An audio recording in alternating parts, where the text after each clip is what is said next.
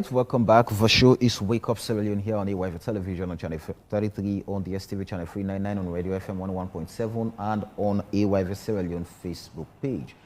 Join the conversation there. Share with us your thoughts and ask your questions on the issues being discussed here this morning. Now, Wednesday, August 24th, with President Bio appointed a 15-man investigation committee to probe into the August 10th riot that took the lives of citizens and security personnel. The committee would examine both the immediate and underlying causes, sources of financing, execution, and consequences of the violent act. There has been concerns from the public on the independence of the committee. This morning to discuss the committee, we've been joined in the studio by Honorable Abdul Karim Hamid Kamara from the APC Interim Transitional Governing Committee, and Lawrence Williams, media and political analyst. Gentlemen, good morning and welcome to the show. Good morning. Good morning. All right, and we were expecting from the Strategic Communications Unit of the Ministry of Information and Communications, Imran Sila, to be part of the conversation. But the producer is just informing me that Imran cancelled and said he is not making it to the studio. So we're open if anybody from the government can call and make in a contribution as the show goes on. We will be grateful. But our producer is trying very hard to see if he can get anyone from the government to respond to some of the things that will be said here this morning. Honorable, let me start off with you. Of course, even your party and the leader of your party in parliament called for an independent body to fairly and with credibility and integrity look into the August 10th riot. The president on the 24th announced a 15-man committee that would be looking into the underlying causes, sources, I mean those who financed, those who executed the carnage. First off, as a party, what do you make of, the people in that committee? Samuel, thank you very much. I've listened to many speakers since the 8th to date on the saga around the country. And like many other people, let me don't waste my time to send my condolence messages to the security and the civilians who lost their lives during the riots and those who were killed after the riots. Samuel, these are not spontaneous events. These are not spontaneous events that just erupted one day. They started, we've seen a kind of a systemic event ranging from the Tombo incident, the Pademba Road, the McKinney saga, the boy that was massacred, was killed just after election in Magboroka, the first killing by security apparatus. And in all of the situations, as members of parliament, either as individual or as a party, have called on governments to institute inquiries into all of those activities. I could remember in the last two sittings of parliament, my honorable self and the caucus leader for Bombali also called for the report on the McKinney saga. You know, Samuel, maybe if we have had all of those reports and committees being set in all of those issues, we will have understood the underlying effect of some of these violence and some of these protests, the history behind them and everything. But we find ourselves in a situation in which the voice of the opposition is like the voice of terrorists, in the words of the president. And therefore, whatever you say, even for the good of the country, is misinterpreted to mean a political point. So we keep calling, we keep calling, we keep calling, we keep calling. Finally, and we want to use this opportunity to thank many other Sierra Leoneans and non-Sierra Leoneans who joined our call this time around to call on the president to institute an inquiry committee. We are very happy, at least for the very first time we have this kind of situations, and a committee has been set up. It's not the setting up of the committee. what has also come clear to the mind of many Sierra Leoneans, one, you're having, the investigation is going to be, well, we have a premeditated finding already. In what sense? Well, in the sense that almost everybody that I've spoken from the angle of government from the day of this, the activity to date has already pointed it out to the opposition. So you're saying the government already has a culprit? They've already found the opposition guilty in their minds, and people who have supported government in that same line with press releases, who've made open statements, are now also part of that committee. It's not just that. 90% or 80% of those who are in the committee are heading government institutions, and they are being paid by the government. They are answerable to the president. What does that imply? Well, it implies if you're working for Gino Navo here in AYV, and Navo has said because you're having a clash on the Leicester Peak site with SLBC, and Leicester Peak and SLBC is there, and SLBC is responsible, and it's okay, wise, you go and investigate. It has to take a blind man who is also deaf to believe you will not support the views of your employee. What happens to my integrity and credibility? Well, don't forget. In 98.1, the president told us already that we are in a divided society already, and there's nothing anybody can do. So, are you saying these members are already compromised? Well, it takes a man that is drunk not to think so, because take for example the legal aid person. Yes. For me, he should not only not be allowed to be in this committee, she would have even resigned her position. Why? For how can you come out clearly? Don't forget, the position of legal aid is to aid people who are in conflict with the law, who cannot provide legal services for themselves. Right. And majority of these people who have been arrested, whether during the protest or after the protest in their homes, cannot provide 3 daily meat for themselves. Has she done anything contrary to her mandate? To blame the opposition? Did you see our press release before she was nominated into the committee? I read that statement. That is itself. What exactly, in her words, do you consider blaming the opposition for what happened? I need to be careful. Go ahead. I need to be careful. I have been one member of parliament who always watch my words when I'm in public. You know, we live in a world where you are assured of freedom of speech, but freedom after speech is not assured, and I'm not in the world of parliament. But when you read our message, it was clear. She was blaming all of our lines in our first message to the country was all against the opposition. The opposition must give chance to the president to rule. So in my own view... I have a press release here.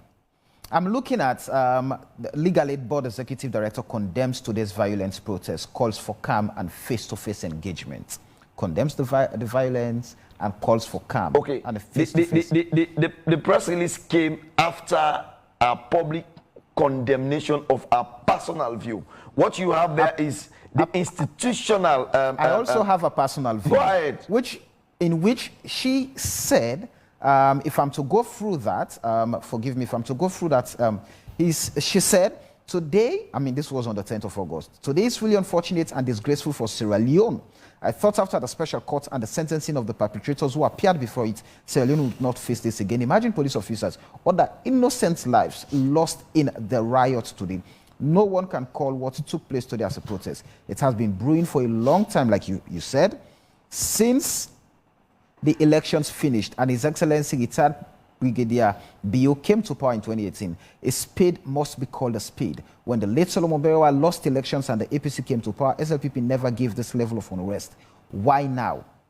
You know, everyone needs to know that Sierra Leone does not belong to any one set of people, but all of us, we the people, are not afraid of any lawless set of people who do not believe in the rule of law. Samuel, it's clear. In what sense? When Solomon, in fact, the comparison tells you she's already said the opposition. Is that how you've seen it? That's how the nation sees it. In fact, she said the SLPP never gave such level of unrest. So meaning, so why now? So it could be why the SLPP is doing that now. I mean, in the eyes of other people. So why are you interpreting it in that way? I know you are not our PRO, and don't let the public judge us here on what she said. We are just saying... We're not judging. I'm asking questions here. We are just saying she does not fit to be in that committee. Okay. That's one. Right. And those other people who are in that committee that are government-paid staff. You have Emmanuel Safa Abdullahi as the chair. I just want to run through the names so that you help us. I just want to run through the names. I'll not go through them one after the other. If you are heading a government institution and a person is also part of the security sector, because the investigation is not just going to be on the protest. The investigation should also cover the people, the security apparatus who were also in the protest. So if you are part of the security apparatus and you are also part of that committee, it beholds for justice sake. We want fairness in this. Samuel, we've been accused as a party for many things. Even when there was a skyrocket in fuel, the First Lady said the APC is responsible. So APC has been blamed for everything. I am even afraid if the mudslide that happens these days, they will not also say the APC has pushed the rain to come again. You know, we've been blamed for everything. For us, we want to see a credible,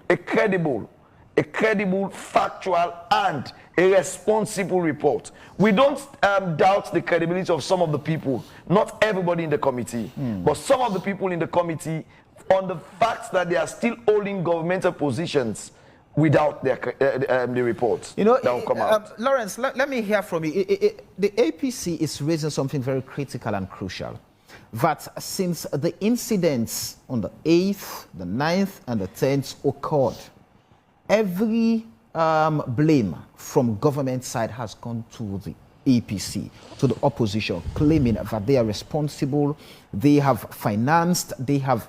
In fact, for the government, this was an attempt to overthrow a legitimate government elected by the people of Sierra Leone in 2018. And now the same government is instituting or has instituted a committee of which some of the members in that committee are government employees. What does this speak to having an independent investigation at the end of the day? Now, I've listened to and read several arguments for and against the composition of the committee. While I do respect and hold that the views expressed or the criticisms expressed by some sections of society are very much legitimate as to the composition, the integrity and credibility of the committee, I, however, hold a different view. In the sense that, one, normally when situations like what we witnessed August 10 happened, it is usual, it is commonplace for people to take to social media, either their personal accounts or some other fora, to express personal views regarding what has happened. So it is not something that is uncommon. Now, in this instance, some of the individuals who are part of the committee initially had expressed personal opinion, casting aspersions here and there. Right. That's, for me, is their right to free expression. When something happens, I may also take to my personal account and, you know, express an opinion on the situation. Which is constitutionally guaranteed. Yes, with regards their role as members of the committee is to what? Investigate the immediate and underlying causes and to also provide recommendations to resolve, you know, or to address the issues going forward. Now, for me, I believe that one, the committee will be judged by the outcome of their investigation. Secondly, we should also note that there is a parallel investigation going on at the Sierra Leone police. Yeah, we have seen one with the CNN, which reportage indicts the government of extrajudicial killings. And those ones, I think that the committee should also investigate. And we also know that the Africanist press is collating, facts, figures, evidence of the events preceding Augustine and the things that happened after Augustine. So those ones will be published as well. So for me, at the end of the day, I mean, the fact that our own president of the Sierra Leone Association of Journalists, who has been making the news for the very right reasons, is part and parcel of that committee. I so hold and strongly believe that should the committee deviate or attempt to skew any fact to cover up something, definitely it will be made public by our own president. So it's not everybody that's in the committee that one will say, oh, this person has already expressed a biased opinion, regardless of their biased opinions or prejudices. In 2012 or thereabouts, when Julius Maada Bio, as candidate of the APC, SLPP, the SLPP was stoned in Bo during the political campaign rally or whatever, the president then, Ernest Bai Koroma, instituted an investigation panel. I recall that SLAJ was also represented in the person of Kelvin Lewis, who was the president of SLAJ at the time, and some other government institutions, civil society, and what have you.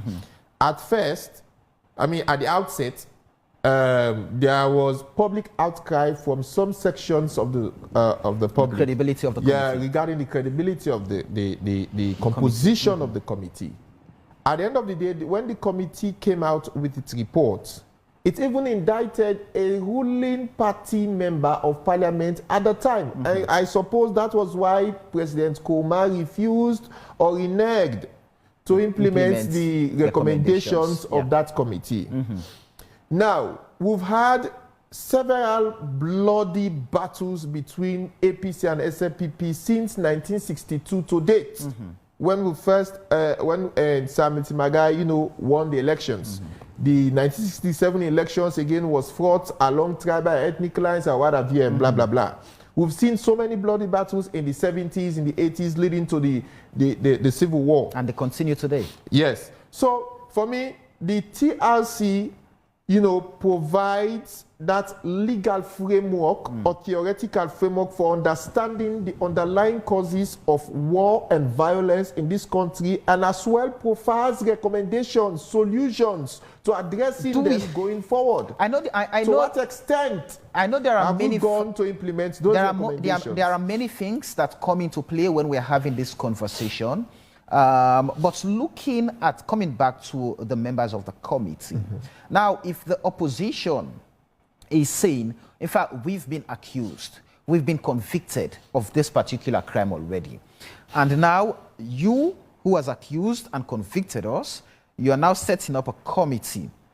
What are you telling us? Are you not saying you want to double punish us? That is literally what the opposition is now saying, that already you have a criminal. So you just want to use protocols to now, validate your claims that you have a criminal. You also spoke about the investigation that the police is carrying out, which is, constitutionally their mandate to do. So and we've seen the way the Sierra Leone police have carried themselves. When they give out updates about the incident, they are only concerned about what happened with their personnel, with the force, leaving out the civilians, the other people who were killed. We've not seen updates. So are you not looking at a situation where already, the APC is saying, but we know it's in for come up on this business. So how do we then, look at these members? You've just cited Ahmed Sahid Nasrallah, president of SLAJ. You have Emmanuel Safa Abdullah, who is the chair of the committee. You have from the Peace Commission. You have many other people who come into play. And of course, the Legal Aid Board chair, who is being, and of course, the Peace Commission has already been questioned there. What should be done to instill trust, confidence at the end, in this process? Now, to start off, I think the president may have been misled or fooled to believe that the events of August 10 were largely a thought-out conspiracy to upend democracy and unseat its constitutionally elected government. Having said that, the role of the committee is very clear, and I think it should be, the committee is yet to be inaugurated. And I believe that normally the procedures are, at the time you're inaugurating the committee, you explicitly spell out its mandate, its theory, its time frame, and everything. Yeah. For me, the individuals, like I said, some of them expressed opinions, and it is their right to express an opinion. Not least that those opinions, could influence, the direction of their investigation. What I believe is that having set the committee, the individuals there now have a responsibility to prove to us, members of the public, that they are there, they will do their job diligently, free from bias and all external influences, including from that of the executive. With regards to the opposition being castigated and blah, blah, blah. Now, it is not only knowledge of the truth that counts, but as much the acknowledgement thereof. Right. In Rwanda, for example, having gone through the brutal nature of genocide, the ethnic conflict, the tribal wars, and blah, blah, blah, they preserved the knowledge of those crimes so that those generations coming after them would be able to see and understand what went wrong and why. So they will not repeat it. Yeah, because there is a saying that if you fail to educate, the future, yes, Usai Komo, Usai go and all of that stuff. So again, besides that, quickly, please, there are other issues again for me I would like to point out to this committee. Which are? One, have had discussions with some people. These are individuals, members of the public, not necessarily state workers or civil servants or what have you. Few of the concerns that came up are, one, the civilian death toll remains a mystery to all of us, even after 2 weeks, right, or more than 2 weeks since the incident occurred. And many have called for an accountability for the civilian death toll. And that is one thing I think because the government seems to be dragging feet, or rather not want to come out and explain to us and give us facts and figures about the number of civilian deaths. Maybe they are still investigating, and the only investigation that perhaps would have been completed, has to do with the Sierra Leone police. Those who died, families compensated, given civic funeral, and of course the state honored them. That investigation has completed because the police has put out a statement as to how many police posts or stations were attacked. I read the preliminary report of the police. That is clear. Giving account of the casualties suffered on their own part, including the death of police officers. But there are growing concerns, and that has reached the international fora, that at such a point during the protest, there was some form of high-handedness on the part of the police, leading to the preventable deaths of civilians. One of which is contained in the report aired on CNN, where a young man who was filming, the activities of the law or security apparatus, he was shot right there, in his home. All right. Stay there with me quickly. Let me bring in Honorable. So, Honorable, are you afraid? Going back, since 2018, the APC did not accept that. The party was defeated by the SLPP, bringing Julius Maada Bio as the president of the Republic of Sierra Leone. And owing to that, you still do not want to give peace a chance. So, I mean, this is the accusation, this is the allegation that this is why you are fomenting all the problems, disturbing the peace and quiet of Sierra Leone. Now a committee has been set up. You are afraid that this committee, I mean, of credible Sierra Leoneans would, at the end of the day, bring out the fact that would say, oh, the APC is the problem. We said it. Is that a fair? Well, I tend to wonder where on earth people are building these stories from, except if we are building these stories by City Council, the Green Building by City Council, then I'll start to understand. A party that does not want peace in Sierra Leone will not sit by after 10 of its members of parliament were removed and they did not call for a protest. A party that does not want peace will not sit by and allow government impose a speaker on them and they did not call for a protest.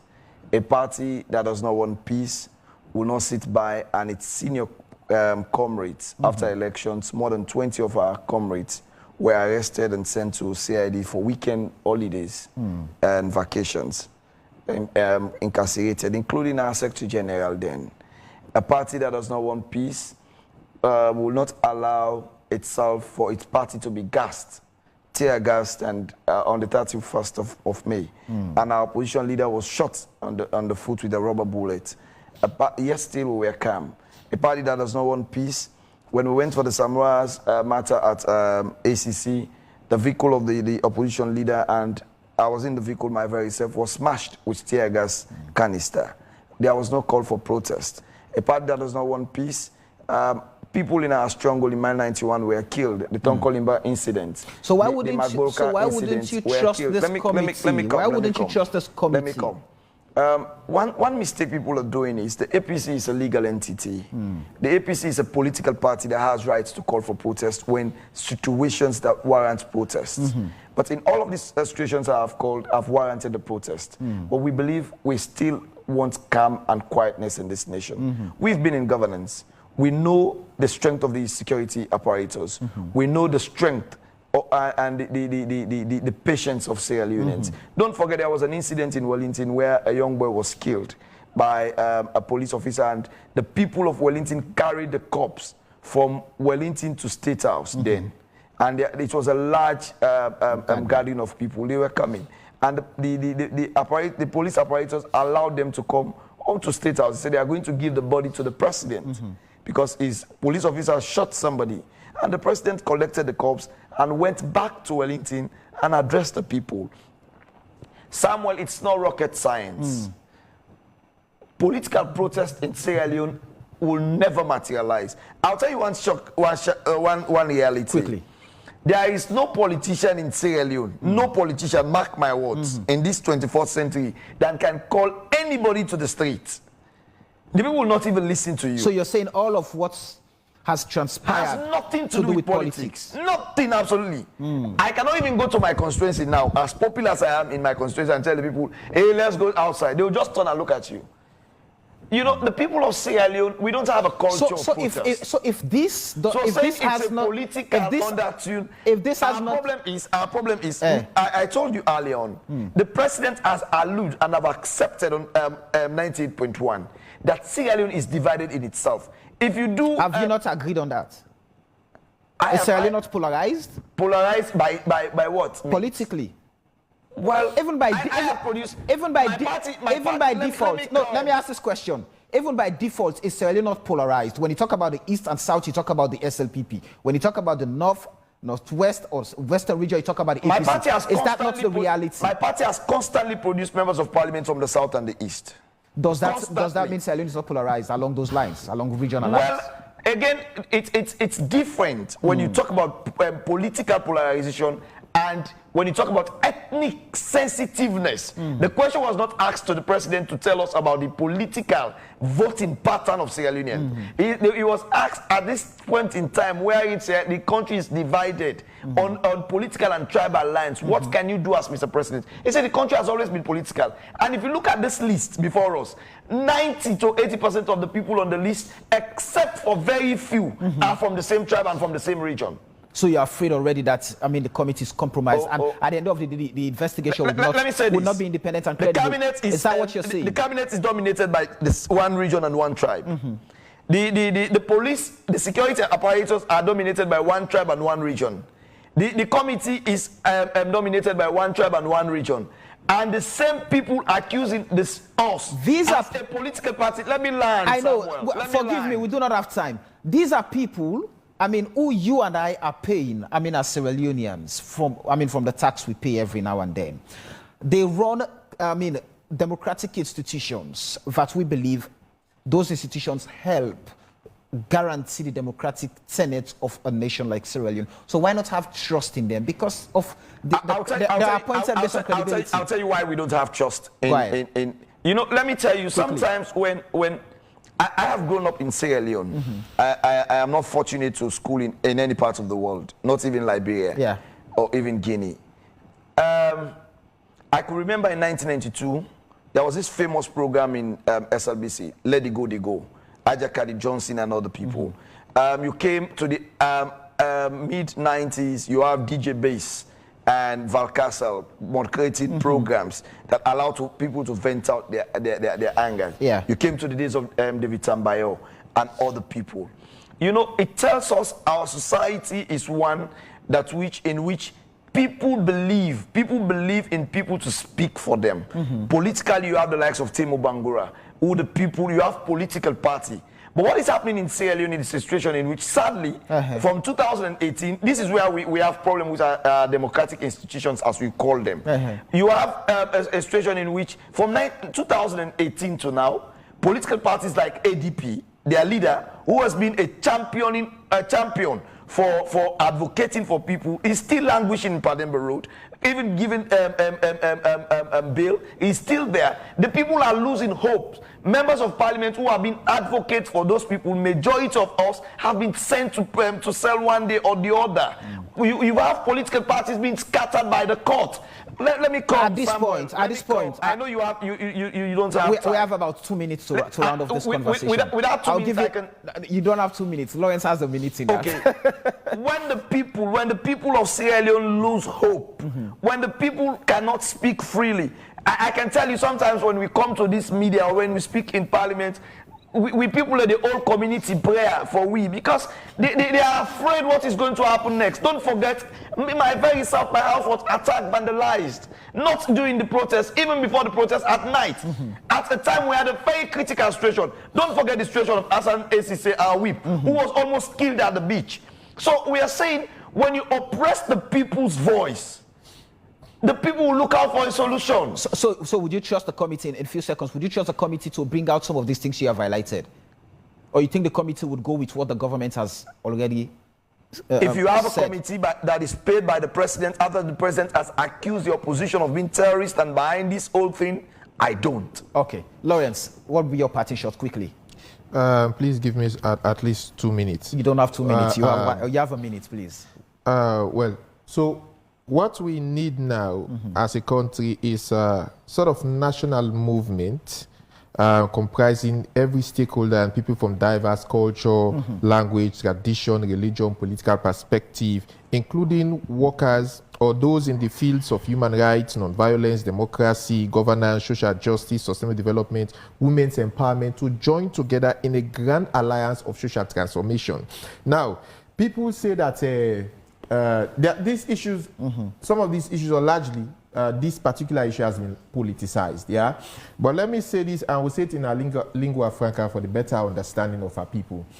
Then, in their way, them politicians, they do what they try to promote them tribal rhetoric, they are unlawful. I can give one simple example, and thank God, Awasamai, who is the executive secretary for the Peace Commission, was there.